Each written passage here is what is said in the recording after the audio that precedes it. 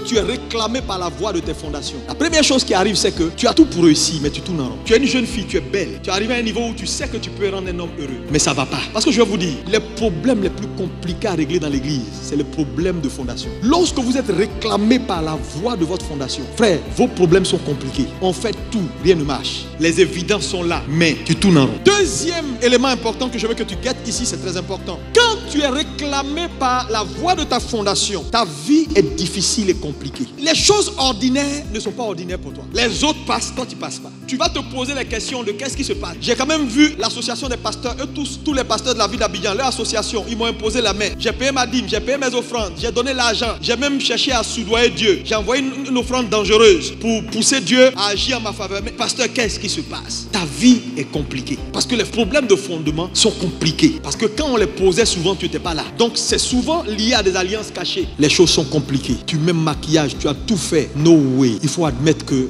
y a problème dans les fondements. Quand les fondements du juste sont renversés, c'est compliqué. Mais si tu ne sais pas, tu vas te concentrer sur autre chose. Quatrième élément que je veux que tu retiennes ici. Quand les fondements ou les voies de tes fondations te réclament, tu as des maladies étranges. Ta santé n'est plus au beau fixe. Tantôt c'est ici, tantôt c'est ici, tantôt c'est là, tantôt c'est ici, tantôt c'est en bas, tantôt c'est en haut. Pourtant la Bible nous parle de santé divine. Il y a beaucoup de gens, vous voyez là, qui souffrent là. C'est un problème de fondation. Il y a des choses cycliques. Leurs fondements là ne sont pas bons du tout. Il y a des familles, les gens ont la tendance à la folie. C'est des problèmes de fondation. Mais il y a combien de gens qui interrogent Dieu sur leurs fondements, leurs fondations? Les choses ne tournent pas, ils parlent en langue seulement. Les problèmes de fondation ne se règlent pas avec prière. Révélation. Quand tu as reçu la révélation, tu peux maintenant prier. Élisée dit à Naaman, sa lèpre va s'attacher à toi et à ta postérité. Quoi, frère? Il y a des choses qui ne dépendent pas de toi. Mais quand Élisée dit ça, il a parlé. Imaginez-vous, aujourd'hui, tu es descendant de Géasi. Il y a déjà une brèche dans ta fondation. Tu es d'accord, tu n'es pas d'accord, il y a une brèche. Quand Josué a maudit Jéricho, Dieu n'a pas dit maintenant, quand elle a le temps, on laisse tomber. Le temps ne change pas les choses, elle les révèle. Il a fallu une onction supérieure ou égale à celle de Josué pour renverser ce qui a été bâti dans les fondements de Jéricho. Tu as besoin de révélation. Dieu part, il va te révéler. Quand il va te révéler, tu vas voir que tu seras surpris que même les choses sur lesquelles ta tête n'est jamais partie, c'est ton problème. Mais regardez certaines personnes, ils ont tout, ils s'en sortent pas. Ça vous dit rien? Le monsieur est bien bâti, il est beau gosse, il articule correctement, il s'en sort pas. Regardez la soeur, tu regardes la soeur là, il n'y a rien à dire. Mais pourquoi on ne la voit pas? Il n'y a pas bon garçon qui vient. Tout est shintok. Ou garçon France au revoir. Ceux qu'on a divorcé fatigués. Parce qu'il y a garçon shintok qui n'est pas bon du tout. Tout est faux sur lui, dans sa tête, diplôme faux. Et puis il y a garçon France au revoir. Les gens l'ont chassé quelque part. Je vous dis, quand Dieu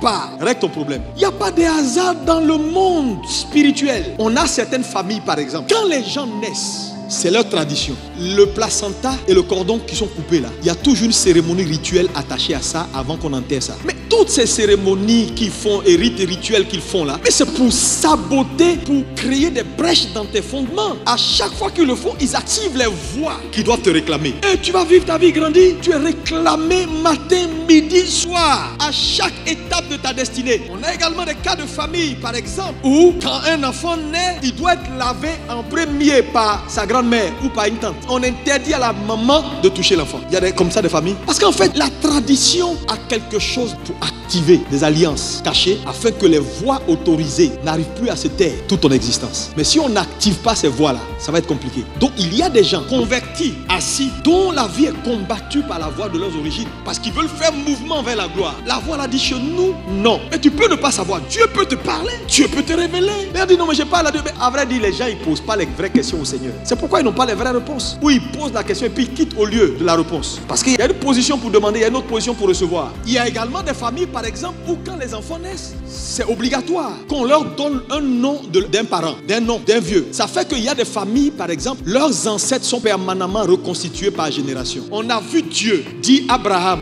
Abraham, c'est pas bon. Si on doit monter et tu dois devenir père d'une multitude, il faut que quelque chose change dans ton nom. Changer le nom d'Abraham à Abraham. Il prend Simon, il dit Simon. Non.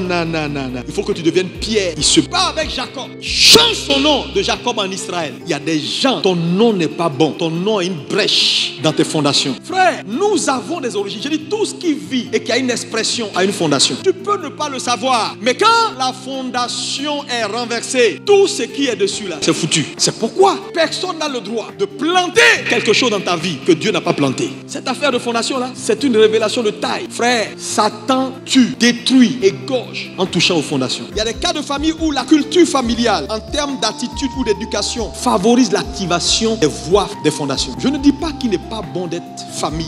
C'est pas ce que je dis. Mais on doit être famille sans être famille. Parce qu'il y a certaines familles où la culture ou l'éducation familiale vous amène à un niveau où elle vous pousse à activer permanemment la voie de vos fondations. C'est-à-dire vous quittez la famille sans quitter la famille. Et vous devenez comme la famille. C'est-à-dire, je ne dis pas de ne pas aimer ses frères et sœurs. Je ne dis pas de ne pas aimer ses parents. Mais on peut les quitter sans les quitter. Parce que vous savez, une famille a une culture. Tu viens chez moi à la maison, j'ai fini par établir une culture à cause de mes idées dominantes, de mes choix, mélangés avec celui de mon épouse. On a fini par établir une culture que les enfants, ils sont d'accord. Ils ne sont pas d'accord, ils vont finir par épouser parce qu'ils grandissent dans cette culture-là. Mais cette culture-là qu'on établit peut être bonne, elle peut ne pas être forcément la bonne. Mais si elle n'est pas la bonne, elle établit également, elle met des brèches dans leur fondation sans le savoir si elle n'est pas la bonne. Ils vont grandir avec ce style, cette façon de voir, cette façon de se comporter qu'ils ont hérité de leur environnement immédiat qui a bâti leur fondation. Maintenant, là, si c'est des enfants qui sont restés fidèles à la culture, à l'éducation qu'ils ont reçue, ils sont permanemment sous activation de ce qu'on a bâti qui n'était pas forcément bon, mais qu'ils ont épousé et dont ils ne se sont jamais départis. Tu es délivré au nom de Jésus. Parce que nous avons un Dieu qui délivre. Ne joue pas, mon ami, tu n'as pas le droit d'être ignorant. Notre problème, pourquoi ta maison est penchée? Malgré la beauté, malgré les prières, malgré la gentillesse, pourquoi elle bouge? Réglons le problème. S'il y a des brèches, il y a un réparateur de brèches. Il va réparer.